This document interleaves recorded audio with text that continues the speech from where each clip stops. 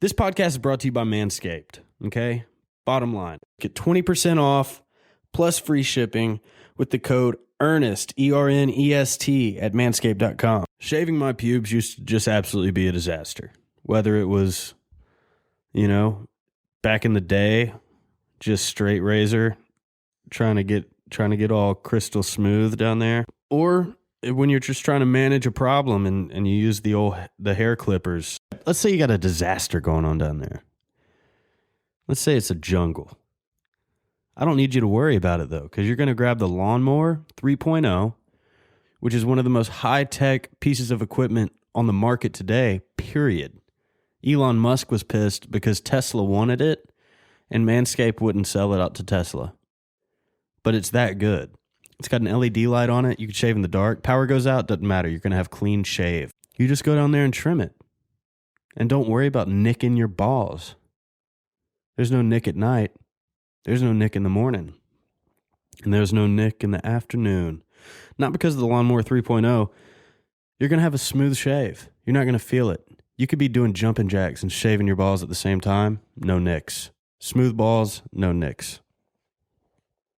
Well, as soon as you finish shaving, you're probably thinking, I need a little aftershave piece. Something to go ahead and condition the old pack. Well, there's ball conditioner, dude. It's that plain. Ball conditioner. Ball toner. Conditioner. I like conditioner maybe better. Ball toner sounds like an exercise.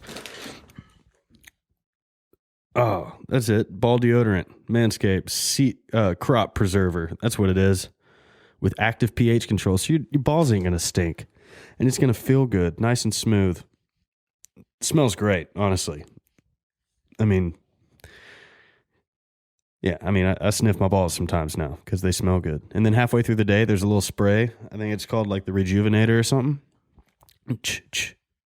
Keep yourself fresh, dude. Don't just do it for her. Do it for you. Do it for yourself. Go out, run a mile, put your hand in your pants, swipe your balls, smell them, thank me later. Get 20% off plus free shipping with the code ERNEST, ERNEST, at manscaped.com. Just being earnest. Just being earnest. Just being earnest. Just being earnest. A little one. Yo. All right.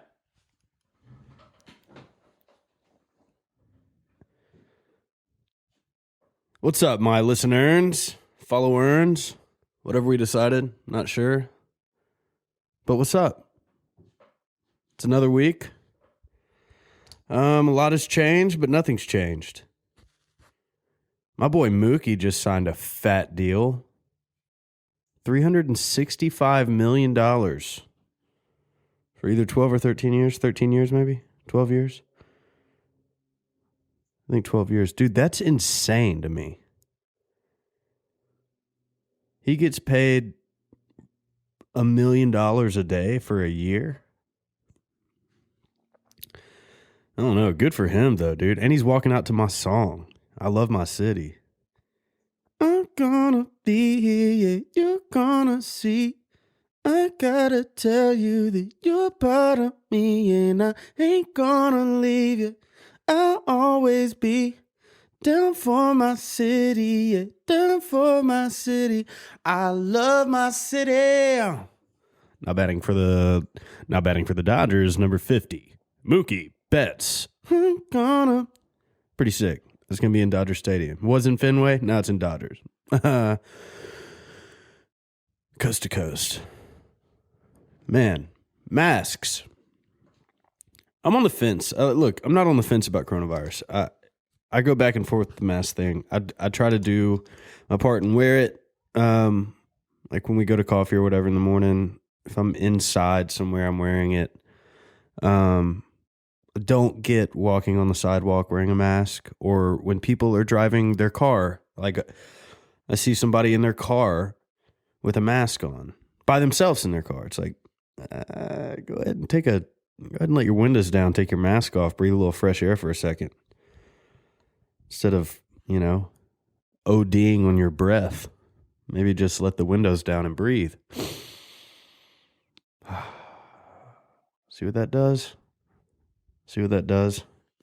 I'm already feeling better. Seen a lot of funny things with masks. People don't get it. The concept of a mask, like, right? It's only working when it's covering your nose and your mouth. Period. Also, it technically doesn't work for me because I have a beard, but I'm not shaving my beard again anytime soon.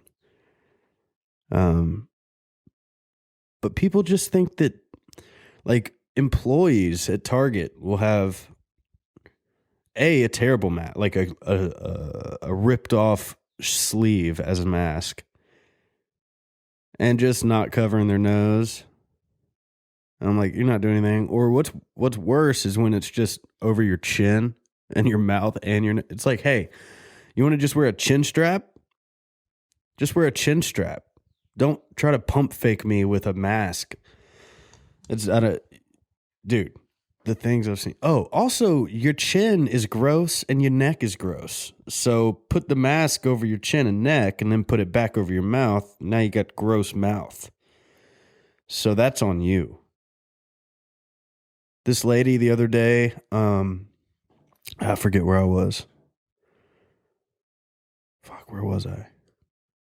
Maybe I went into Dillard's or something. I was getting some Birkenstocks for Delaney. Yeah, that's what it was. An employee, again, literally took her... I watched this happen from like across the way. So I was not exposed. And I had a mask on. You're welcome. This lady took her mask down, pulled it over her chin to sneeze, and then put her mask back. Excuse me, ma'am. Jump. What are you doing? How are you a member of society? How'd you get your driver's license? How did you get this job? To be so ignorant that you take the frickin' mask off your face to sneeze and then put it back on. Okay. And that K will come around later in my interview with Matt D'Elia, who's our guest today on the podcast. I've been looking forward to this. We have a good little 15, 20-minute chat. It's over Zoom. Again, screw Zoom, but we got to do how we got to do it. Talk a little bit about where the movie industry's going. He's a writer, director. Has his own podcast, Matt D'Elia's Confused. Listen to it all the time. Love it. If you don't know about it, go listen to it. It's super informative and super funny. And he has the Church of K, which is, if you ever hear me or anybody say, K, it's Matt D'Elia. And he'll explain all that later. But to the lady that took your mask off of your face to sneeze, okay. Another one. Playing golf last weekend. Shocker. This lady's probably, I don't know, 65, 70. High risk. A little high risk. Was walking into the clubhouse. I'm there getting a transfusion at the bar. And the little podium where I guess people come to have their lunch or whatever and be seated, wait to be seated. She comes up, has her mask on over her nose and mouth, good citizen, takes it off of her nose and mouth to talk to the hostess. So she comes in, covered up, she's walking in, pulls it off of her face. Yeah, it's just going to be 6 of us. I called a little earlier. It's just 6 of us. Puts it back over her face. The lady says something to her. Yeah, that's perfect. 6 will be perfect. Now she's walking to her table with her hand on her mask, ready to pull it off to say something again. And I watch. She's going away. I'm watching. She's seated at the table. Oh, this will be perfect. Yeah, just water. I'll just get some water. Thank you so much. Puts it back over her face to say nothing. So, whenever her mouth was closed and she was emitting practically no germs or taking any in for that matter, she had the mask on. But the second she had something to say, she took the mask off. Guess what? The mask does not mute you, lady. Now, I know this is just two examples of women. That's not my fault. I've seen a lot of men men just don't wear masks for the moment. Who was it? Oh, dude, John Christ. I don't know. You know who I'm talking about? Comedian. He was at Waffle House yesterday, and I guess they have like shower curtains dividing the seats or whatever at Waffle House. Great story because he's just roasting this pretty much, and so he sets his phone up videoing to get this interaction, which is priceless. He goes, so whose idea was it to do the shower curtains in here? And you hear some guy faintly say in the background, he's like, I think it was corporate. And then another Waffle House worker lady goes, actually, it originated at the Waffle House in Lebanon. And he's like, oh, so we're doing our CDC guideline. We're taking advice from the Waffle House in Lebanon. Dude, that's pretty much it though. And then, oh man, people were chiming in the background. Hold on, let me see if it's still up. Bear with me for 2 seconds. Text or whatever you got to do for just a second. I want to look this up. Don't text them. Hey, so glad my Wi-Fi is so good in the back of this house. I got such good Wi-Fi in the back of the house. It takes extra long because the Wi-Fi is so good. Couldn't load search results because the Wi-Fi is so good.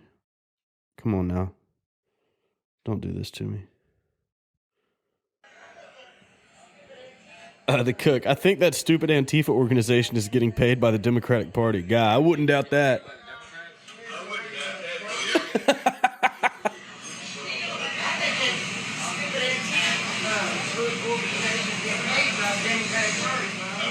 Antifa's getting paid by the Democrats?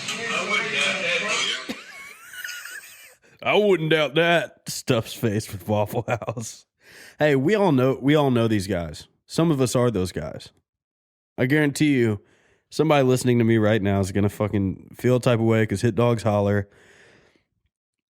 Hey, just whatever. You might be right. They put us right at ease. I was like, who came up with the shower curtain idea? And she says, the Waffle House in Lebanon started doing it first. Oh, great. We're taking our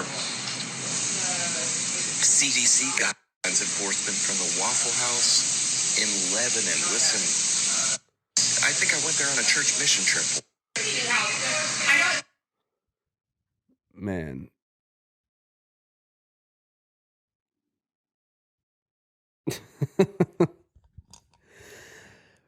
I'll tell you what coronavirus has done, and the worst thing I think is just divided people more than we already were. It's unreal because now it's all politicized and this and that. It shouldn't be that hard. Who cares if you have to wear a mask for a little while? Who cares? It's a little inconvenient, but you know what's really inconvenient? The country's still being shut down because people can't just do that for a minute and chill out. Oh, man. Sippy Mask sent me a mask. Shout out Sippy Mask. Which is actually dope because it's closed, but it has a little magnet, so you can open it. This lady needed it at the clubhouse. She could have just she could have opened the little hole. But it's cool. It's cool. You can stick a little straw through it if you need to. Wait till you get, where you're going. But you can open it to take a little sip. Or smoke a cigarette. Whatever. That's another one, dude. I've seen guys cut holes out of their face mask to be able to smoke cigarettes. Hey, guess what? You're already at high risk. Real high risk. Let's go ahead and put a hole in our mask, dude. Oh my God, it's like fucking with a poked hole in your condom. Oh, well, I mean, I got one on. I got one on. It's got a hole in it, but I got one on. That's all that is. That's all it is. It's having sex with someone with a STD. We'll say HIV. It's having sex with someone with HIV. with a poked hole in your condom. And then some people are walking around just doing it raw dog, dude. Walking into Walmart raw dog. I don't trust it. Anyways, enough about masks. Hardy album just got announced. You will not believe how many songs I have on this album. Zilch. But one of my favorite songs that exists in the world today is on that album. It's the title track, Iraq. And its sister song, Iran. Just kidding. That was a bad joke. Nah, dude. Y'all are going to see. I guess, you know what? This podcast is coming out Friday, so that's tomorrow. So you're listening to this now, and the Hardy album will be out. And I super highly suggest you go listen to it top to bottom, because there's gems of songs on there. That's what he does. He writes great songs. I remember when he got done writing Iraq, it was probably 3 or 4 in the morning, Nashville time. I was on St. Thomas, which we call the Rock. And I was skipping rocks into the ocean, which would be significant for you to know. It was like 6 in the morning. He sent it and said, just got done writing this. He had no idea what I was doing, but that's the universe. I was on a rock skipping rocks. And as the song progresses, it just keeps unfolding. And I'm like, no way. No way. No way. No way. Oh my God. No way. He did it all the way through. So that'll make sense to you. Whenever you hear that, and then you come back and listen to this, that'll all make sense. Right now, it's a lot of no ways, but you're going to get it. Oh, man. I think it comes out tomorrow. Or is he just dropping Give Heaven Some Hell? When is... Let's see here. When does the actual album come out?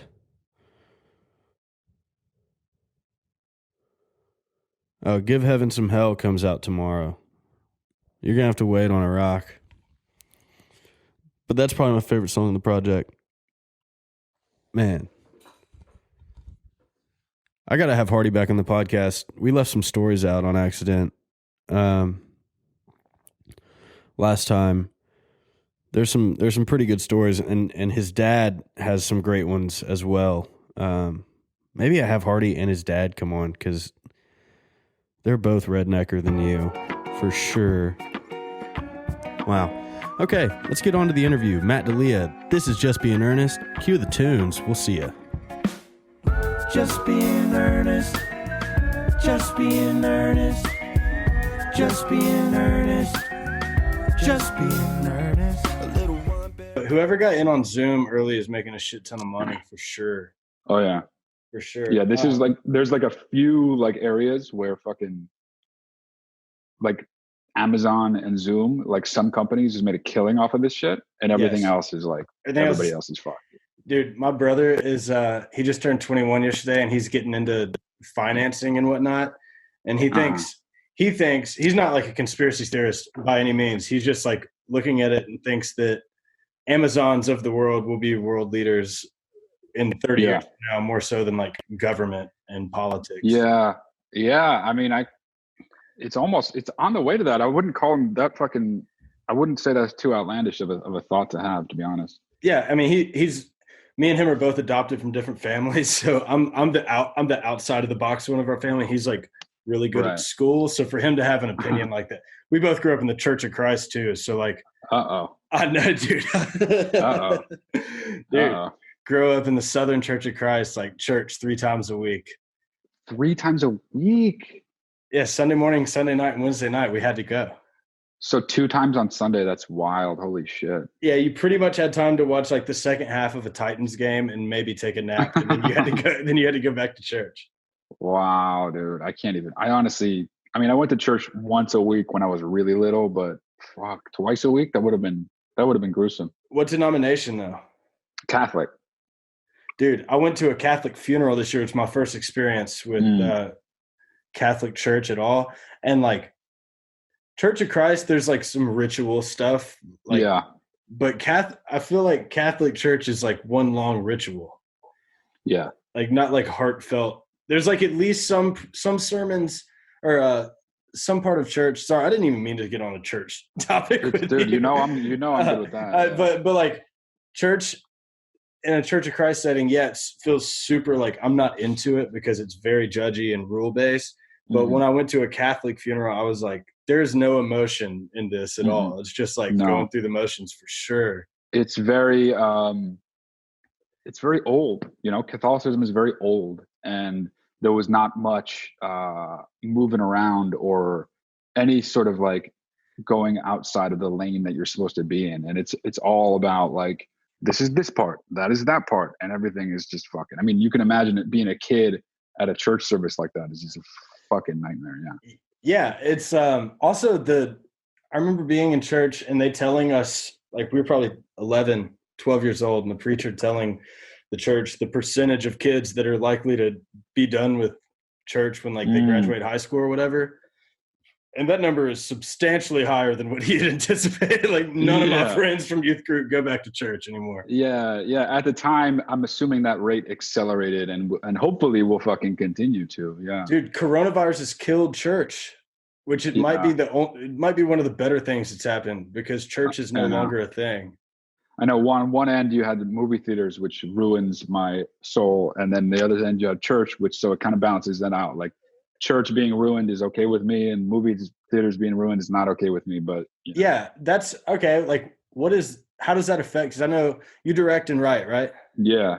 So where is the movie industry going then? Because obviously theaters is a thing of the past for now. Yeah, I mean, movie theaters are okay. So movie theaters, film exhibition, meaning like seeing a movie in a group in any setting, has already been so much on the decline just because of like VOD and streaming and so many different places you can get content, way better in-home technology, way better TVs, everything. Sure. So that shit's already been on the way out for a while.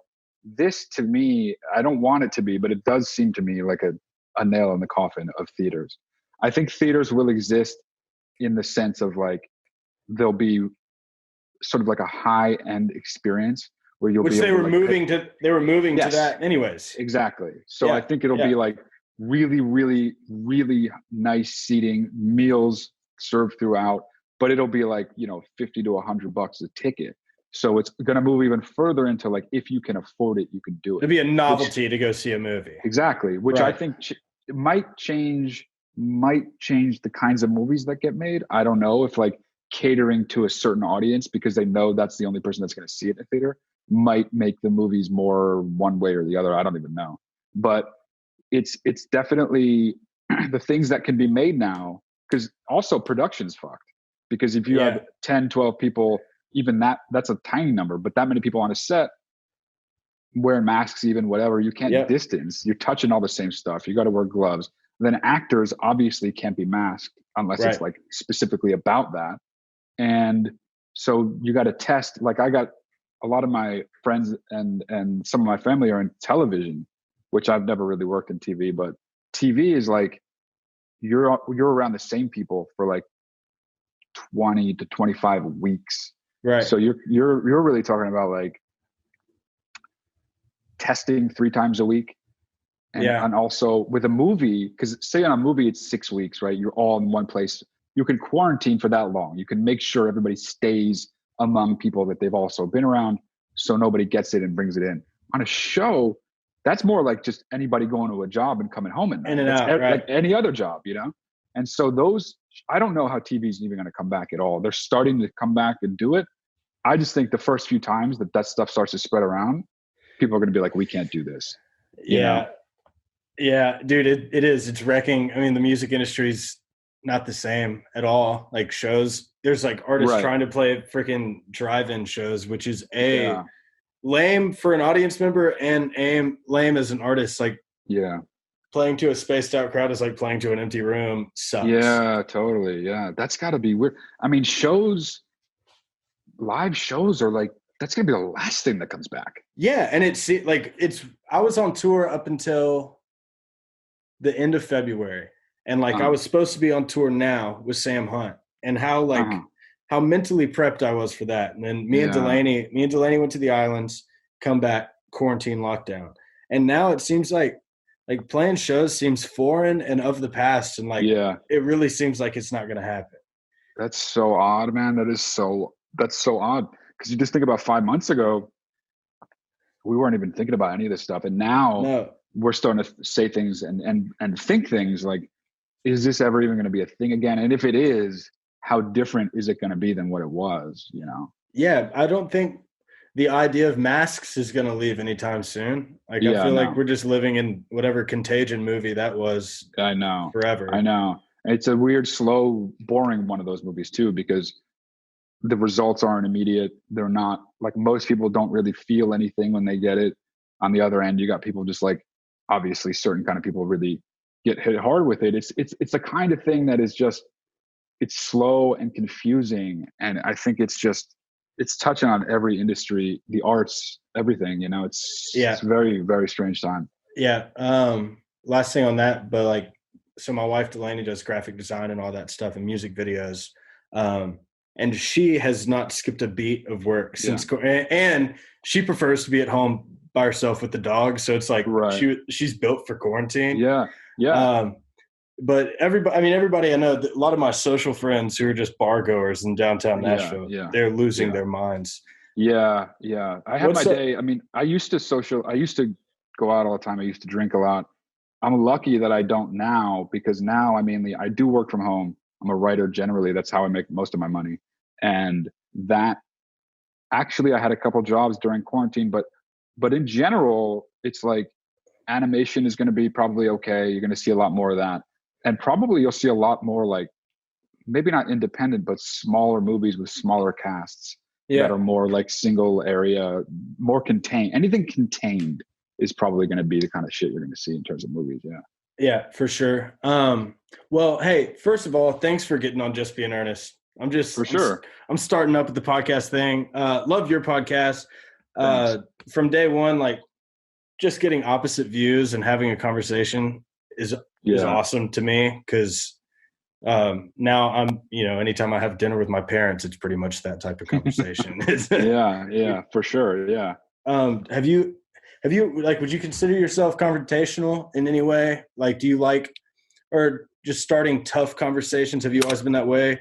Or do you see that being fit to be a good podcast? What sent you that direction? I think the thing that started me off in that direction was I would look out, because I've always liked podcasts, and I like listening to all different kinds. But what I would find was that there was like heavy duty intellectual conversations going on that I'm very interested in. Then there's like really silly, dumb shit that I'm interested in too. And never really would they blend very much. Yeah. And so for me, I started to think, like, probably like me, there are a lot of people out there who are interested in these bigger ideas and bigger conversations, but are not, like myself, by nature an academic. I'm not steeped in anything like that, but I'm still interested. And so, it felt like there was a space that I could occupy that was what I personally wasn't finding out there. So that's kind of the broader idea of where it started. And then with the idea of like bringing people on who I disagree with, that was kind of like,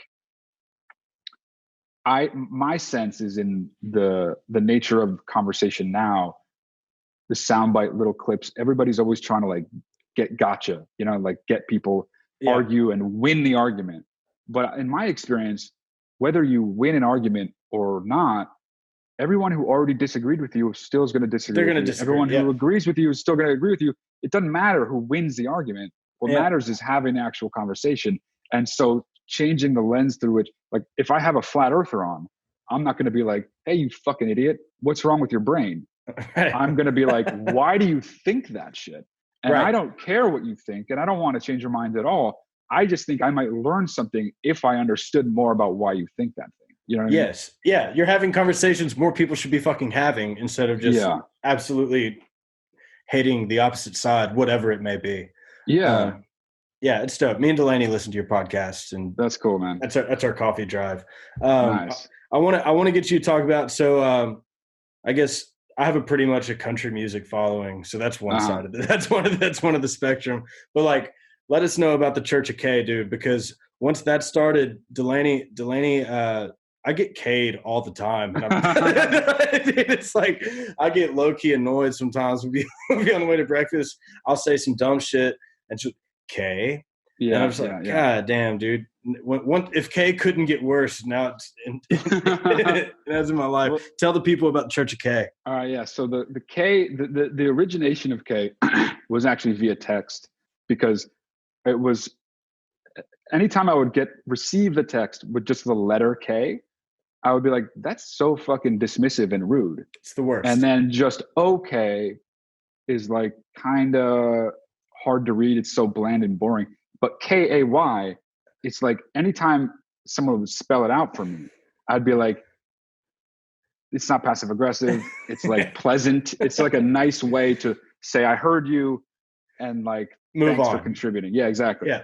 But then it sort of evolved into a way of sort of like when someone says something that you aren't either into or you find annoying or whatever, I found that starting to say K and knowing I spell it that way, like visualizing K-A-Y, saying it that way, it blunted and sort of like made pleasant the annoyance. It kind of like deadened it. You know what I mean? So like now it's just like anything. And it's now, because I say it so much, it's like second nature. So anytime anything, like I'll be watching TV alone and somebody will say something dumb, I'll be like, okay, you know? And it provides like a breezeway for it to just come in and go straight out, you know? Yeah. Dude, it's so good. It is in my life all the time. I do it. Yeah. And I think it's easy. It is easy and it feels good to say. Yeah, it does feel good to say. Yeah, it really does. Okay. I'm glad to hear you say. Okay. Yeah, a exactly. Quick one, dude. Just quick. The quick one's where it's at. Yeah. Yeah. Oh man. I agree with that. Yeah. When you watch movies, because you post the best clips from the most obscure movies. why are you watching these movies? All right. So the reason generally that I watch all movies, those movies, whatever, is that I've always had sort of a problem with the idea that there's no way I'll ever see every movie. Like that sort of has always haunted me from even like when I was a kid. So just in general, I try to see as much shit as I can, but also the more you watch, the more weird zones you find. And there are rabbit holes that I didn't even know existed. And this is somebody who cares about and has actually like studied movies. So it's like you almost open up a portal you don't even know existed.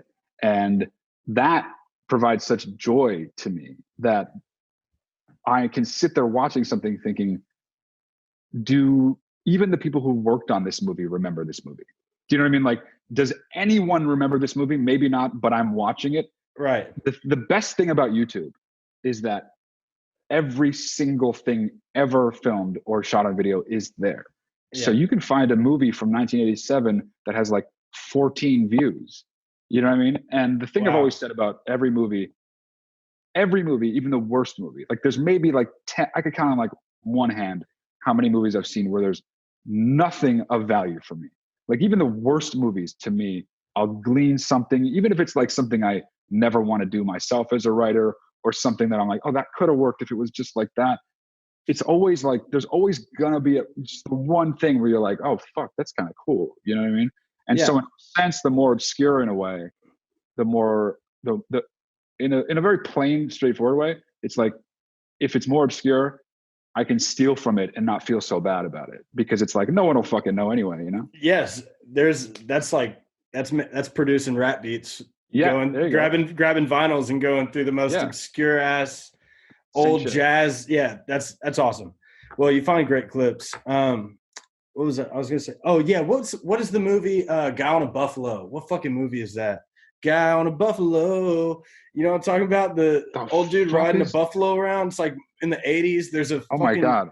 There's a I remember that. There's a GIF from it. It's the guy that's I remember that when I was a kid, though. Guy on a buffalo. Yeah, what is that? Song. What is that? That's was it a show though? Was it a show or a movie? Let's see. Guy on a buffalo. No. Buffalo movie. Hold on. Oh wow, there's shirts for it. And Buffalo Rider. Yeah. This guy. Yeah, I remember that dude for sure. That guy rules. Yeah, I don't really have anything to say about it other than just that guy's got merch, dude. I'm gonna buy one of those shirts right now. Yeah, I think I'll probably have to get one of those too. I'll probably name Buffalo Rider is going to be the name of this podcast. That's good. That's very good. Yeah. Well, look, I'll let you go. I'm writing a song right now too. I'm gonna get back to that. Thank you for having on. Of course, dude. Thanks for asking me, man. This was fun, dude. We've been talking for a while, and it's good to finally meet you face to face like this. Yeah. Yeah, same. And for everybody listening, Matt D'Elia's Confused is the podcast. Go check it out. Eat your hearts out. I'll holler at you. Have a good one, bro. Thanks, my man. I'll talk to you soon. All right, see ya. Just want to say thank you all again for listening to Just Be in Earnest. This has been awesome. This has been fun for me. I hope y'all are having a good time following the pod. This is season 1. I'm going to do a few more episodes and take a couple weeks off. I'm going to lose 65 pounds in those 2 weeks. I'm going to come back a new man. We're going to upgrade the podcast a little bit when we come back with season 2. New exciting guests. Maybe have some of the same guests come back on if y'all would like that. But yeah, season 1 of Just Be in Earnest is nearing the end, and y'all can say you were here for the beginning of something that's going to be so massive that we're going to need our own office building. I'm calling that right now. All right, y'all go have a decent day. Hope it's raining. Bye. Just be in earnest. Just be in earnest. Just be in earnest. Just be in earnest.